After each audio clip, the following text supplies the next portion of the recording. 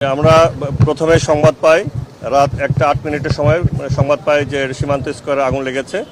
সংবাদ পাওয়ার সাথে সাথে প্রথমে Mohammadpur fire station, Palashi fire station এবং হেডকোয়ার্টার থেকে মোট 5টা ইউনিট ঘটনাস্থলে আসে। আসার পর আমরা দেখতে পাই যে একটা 6তলা একটা মার্কেট, 6তলা মার্কেটের 3য় তলায় একটা কর্নারে আগুন লেগেছে।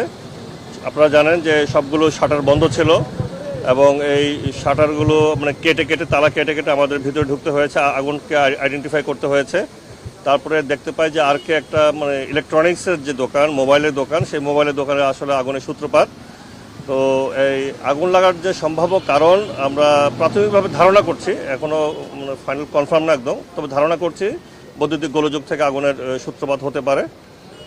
আমাদের কাছে কোনো আহত বা নিহত হওয়ার এই ধরনের কোনো সংবাদ নাই, তবে এটা ক্ষয়ক্ষতির পরিমাণটা কি এই মুহূর্তে আমরা সেটা আইডেন্টিফাই করছি না। আমরা মেইনলি হচ্ছে আমরা আগুন নির্বাপনের দিকেই আমরা মনোযোগী ছিলাম বেশি, তবে ক্ষয়ক্ষতির পরিমাণ হয়তো তদন্ত সাপেক্ষে আমরা বলতে পারবো।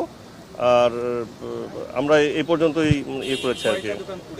এখানে মেইনলি একটা দোকানই ক্ষতিগ্রস্ত হয়েছে, যেটা আবার অনেক বড় লম্বা একটা দোকান, যেটা হচ্ছে আর কে ইলেকট্রনিক্স, এই আর কি। ভিতরে মোটামুটি পুড়ে গিয়েছে। তারপরে জানেন এখানে ফল সিলিং ছিল, এই ফল সিলিংয়ের ভিতর দিয়ে অনেক জায়গায় ধোঁয়া ছড়িয়ে গিয়েছিল, যার কারণে অনেকেই একটু আতঙ্কগ্রস্ত ছিল যে আসলে একটা দোকানে কিনা। তো আমরা সেই সিলিংগুলো আমরা অনেকগুলো খুলেছি এবং ধোঁয়াটা বের করতে সক্ষম হয়েছে আর কি। এটাই ছিল আসলে কারণ আর কি।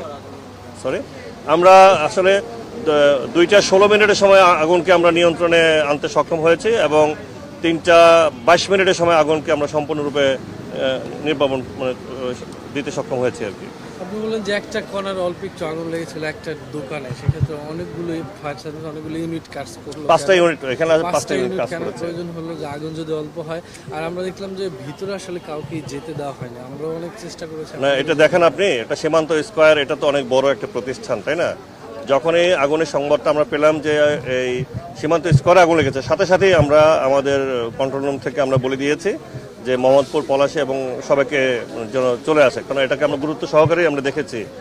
আসলে হেডকোয়ার্টার থেকে যেটা এসেছে, এটা আপনারা দেখেছেন যে ব্রিদিং একটা টেন্ডার এসেছে, যেটা হচ্ছে ধোঁয়ার ভিতরে কাজ করতে হলে আমাকে ব্রিদিং অ্যাপারেটাস নিয়ে কাজ করতে হবে, যার কারণে আমাদের ইয়েগুলো আসছে। আমরা একটা সর্বোচ্চ গুরুত্ব দিয়ে আমরা করেছি আর কি।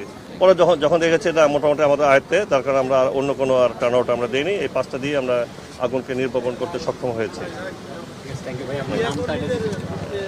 ওইটা তো বিজিবির বিষয়। এটা আমি মোহাম্মদ আনোয়ারুল হক, সহকারী পরিচালক, ফায়ার সার্ভিস ও সিভিল ডিফেন্স, ঢাকা।